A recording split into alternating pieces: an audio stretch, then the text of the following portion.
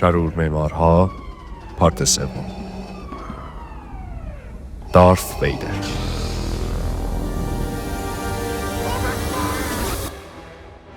او تراژدی یک قهرمان است. جوانی که خشم و میل شدید به قدرت او را به سمت تاریکی کشاند. هدف اصلیش نظم بود. نظمی سخت، بی احساس، بدون اشتباه. نظمی که فکر میکرد فقط با کنترل مطلق به وجود میآید. به همین خاطر همچهره‌اش پشت ماسک پنهان و قلبش زیر زرهیش سرد دفن شد. اگر ویدر وارد دنیای معماری میشد، هیچ وقت دنبال زیبایی نبود. او معماری را به سلاح و فضا را به قدرت فشرده شده تبدیل